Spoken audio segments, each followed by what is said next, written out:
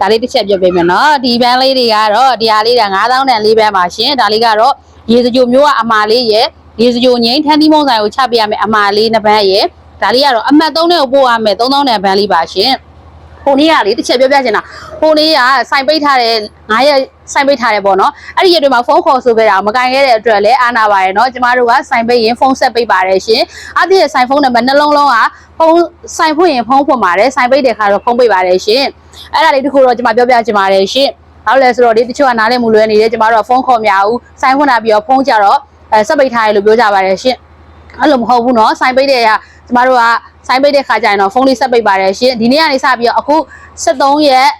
17လအဲ့ရစပြီးတော့ကျတော့စိုင်းပြန်ဖွင့်ပါပြီနော်လာပြီးလို့ရပါပြီစိုင်းနေစားလေးရပါတယ်ရှင်ပါဆယ်လေးရပါတယ်နော်အချိန်လေးကတော့ခဏစောင့်မရပါတယ်ရှင်လူကြီးမင်းတို့မာယူတဲ့အချိန်မှသာကျမတို့ကပြင်ဆင်ချက်ပြုတ်ပေးတဲ့အတွက်ကြောင့် ready လောက်တာမဟုတ်တဲ့အတွက်ကြောင့်အဲ့ဒါလေးတစ်ခုတော့နားလေပေးစီချင်ပါတယ်ရှင်တခါတလေမှပြောဆိုမြန်သွားလို့အပေါ်ဆိုးသလိုဖြစ်သွားခဲ့ရင်လည်းကျမ artist ဆိုင်ပိုင်ရှင်ကျမကိုယ်တိုင်ရပဲတောင်းပန်ပါတယ်နော်ကျေးဇူးတင်ပါတယ်ရှင်ကျမ artist ကဆိုင်ပိုင်ရှင်ပါရှင်